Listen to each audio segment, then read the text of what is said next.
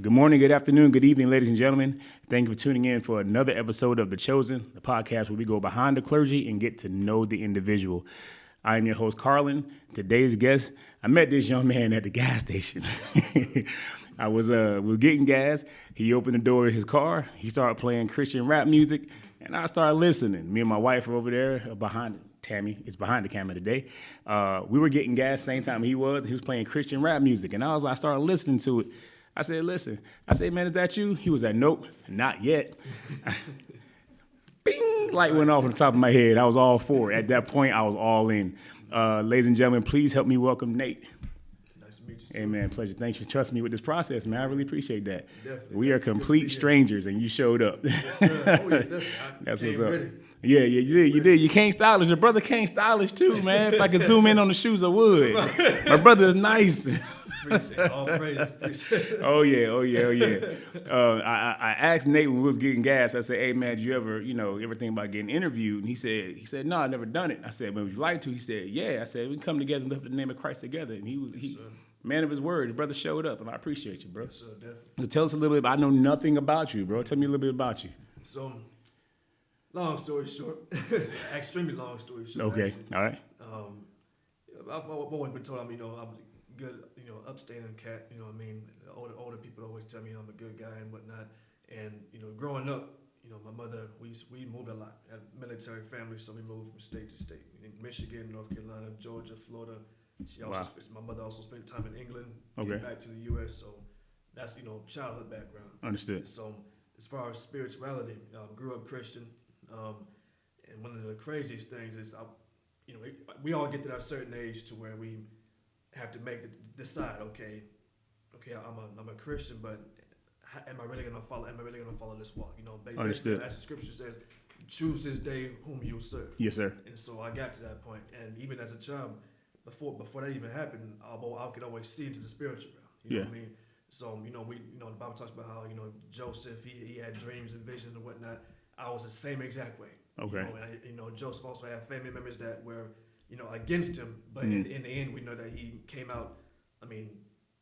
Just amazing. Being basically king in Egypt. Alongside Pharaoh, under Pharaoh. So having all these dreams and whatnot, I always knew I had a calling in my life. Okay. But I went through a 6-year phase to where I was just slipping up.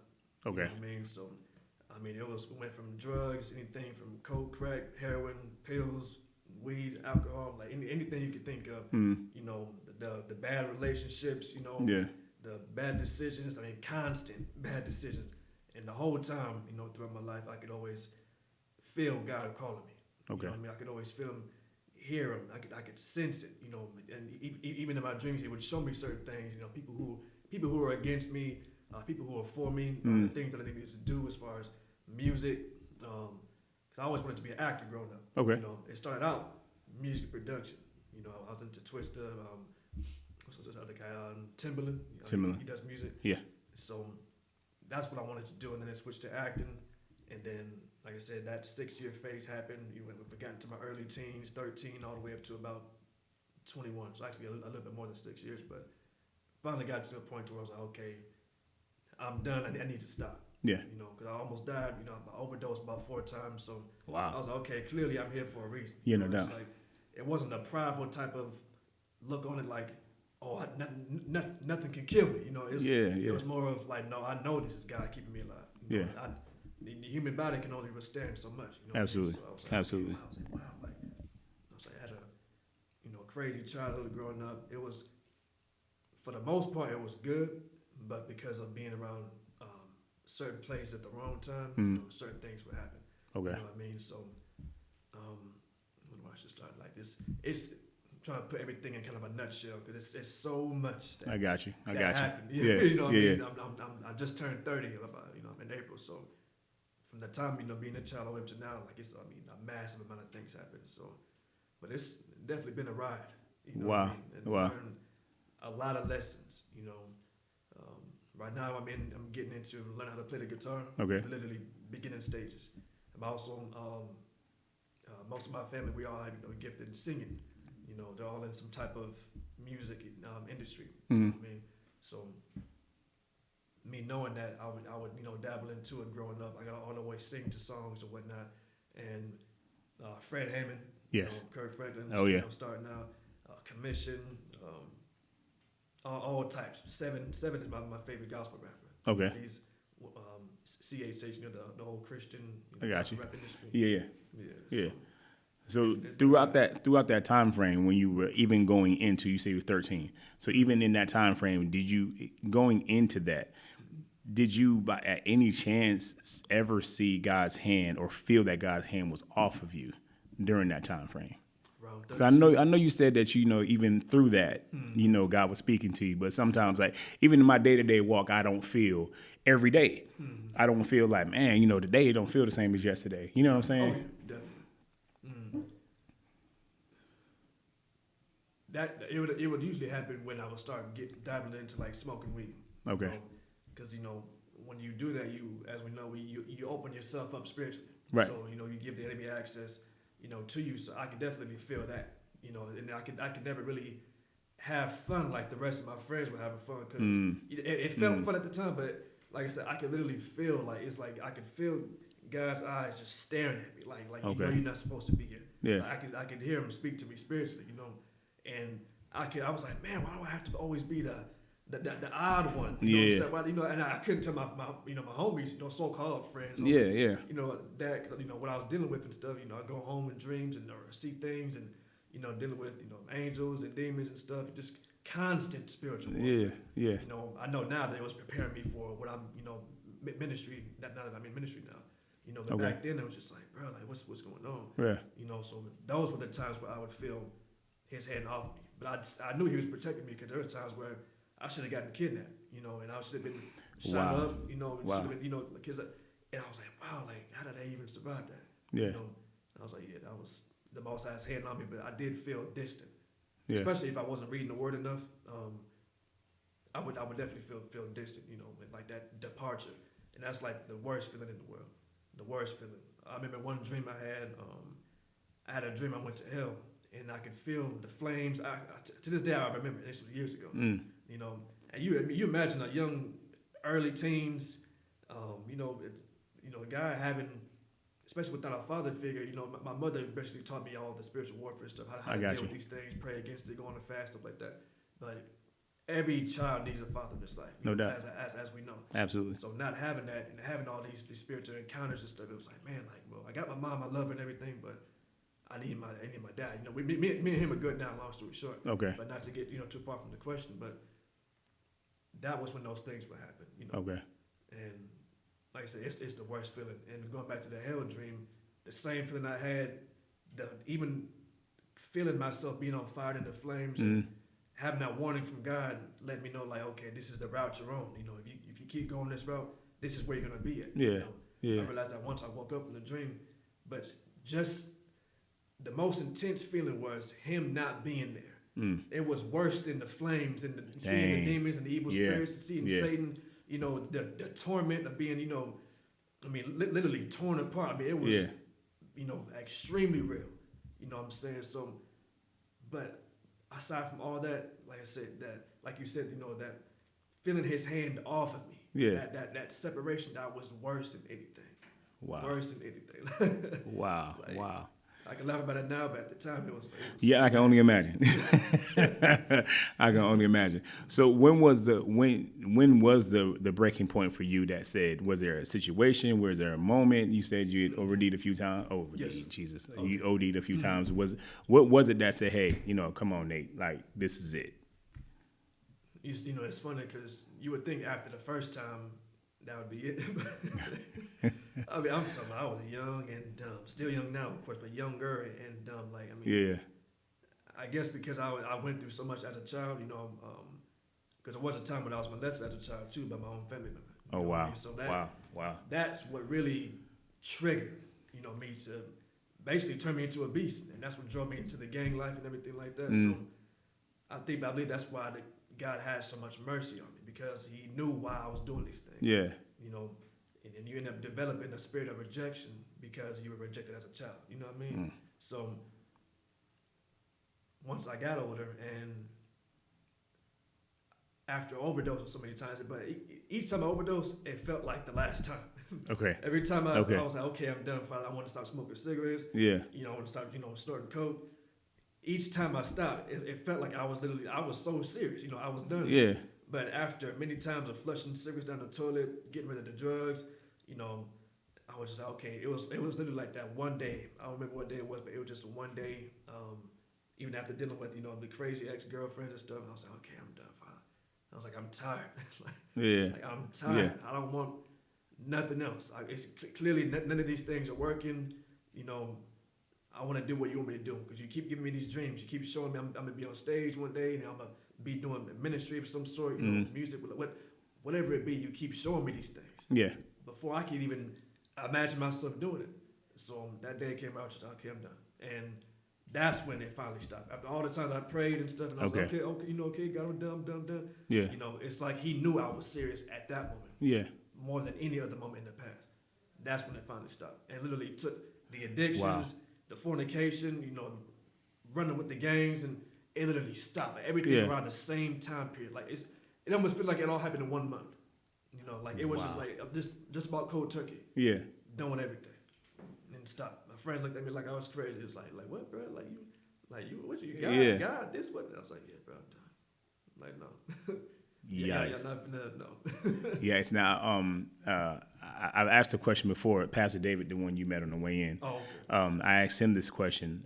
How did you deal with? There's a thing that's evident to me where you pray for a blessing, you get the blessing, right. And now you have to live with the blessing, which is all good. But now you have to deal with the adjustments that are necessary, not necessarily to retain the blessing, but to live that blessing out. For you, in my mind, you ask God to get you out of the gangs, the drugs, the women and all that stuff, fornication. Yes, you ask God to get you out of it. He blessed you with it. Now, what was that like living that out from that point? Because you said it was almost like 30 days. So the second day after that had to have been rough. You know what I'm saying? In my head. Because, of course, as we know, the word says, once the spirit is casted out, they go and look for rest elsewhere. Rest being in other human bodies. You know what I'm saying? So once those spirits are casted out, because I had to fast. Okay. I had to, of course, prayer, but certain principalities have to be broken with fasting and prayer. Gotcha. Like Jesus said, these spirits can't come out only but by prayer and fasting. So that's what I had to do as well. You know what I mean? So once it's basically deliverance. So those spirits are gone, the addictions, everything, because that's the root of that addiction, spirit of addiction, and it goes so on and so forth. So of course, I didn't even have the urge anymore. Because even when I was around those same, friends and stuff like that, because it took some time for me to get away from them, but I didn't have that desire anymore. Okay. You know what I mean? It was gone. The smell of cocaine, it made me sick. And I even prayed, to the Most High to make me feel sick because I was so tired of it. I was like, make me hate this. You know what I mean? Because I'm just done. And even when the smell of cigarettes would come to mind, it was just like it would make me sick. Or certain thoughts, fornicating thoughts would come to my mind. The enemy was constantly at work. Yeah. But like I said, he knew I was serious, and I knew I was serious when I said I'm done this time for real. Yeah. So, of course, he brought me through that, but only by filling myself up constantly with the scriptures, and it wasn't. There was times where I fell not back into the addiction. Those like I said, those are gone forever. But there was times where I would slip as far as reading enough of the word. I got you. To replace what left my spirit. Right. Which was all the bad and the evil. So there were days where I didn't read as much as I should. And I was like, man, I didn't read enough. You know what I mean? Or, and so the Most High God kept telling me, okay, it's like you need to stay in the word. This is, I got this going on. I got this going on. Like, no, you can't be too busy for me. Like, no, it don't work. It doesn't matter. Like this is like the word is what you need. Yeah. That's what I use, to fill me up and keep those things at bay. Got you. So you mentioned when God takes that thing away from you and the demons go away, and now you're an empty vessel. Yes. So now you have to fill that vessel up with God's word. Mm-hmm. Do you remember what the first thing you read? Mm-hmm. Do you remember what that was? That's a good question. And if you don't, that's fine. It's just a question that popped in my head. Just sometimes, because sometimes in that situation, you're like, bookmark, got it. Yeah. Yeah.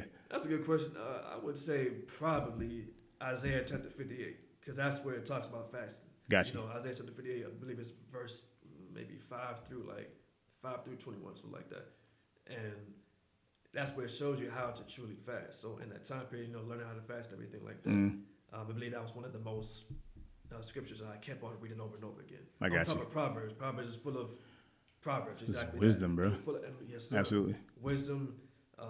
Just full of knowledge and everything. So I keep filling myself up with that to definitely, like I said, keep those out. Because once they come back to see if, like you just said, the empty vessel is still empty and not full of the word like it should be, then that's when they try to come back in. And it's easier.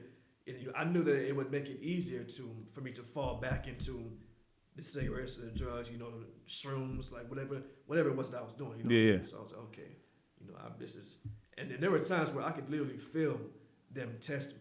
You know what I mean? Like, I could be in a room, or I could be in my car, or arguing with my ex-girlfriend, and I could feel like me coming close to sinning. You know what I mean?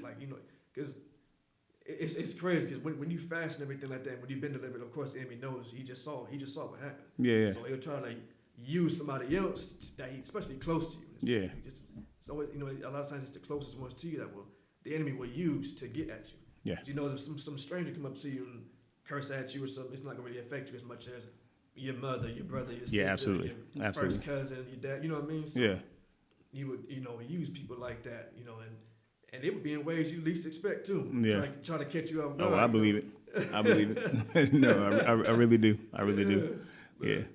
So did you ever taking the drugs and finding your way out? Not to keep harping on the subject, but as you begin to transition your way out of that, do you look back and see the time where I can see where that was the beginning of the end for me?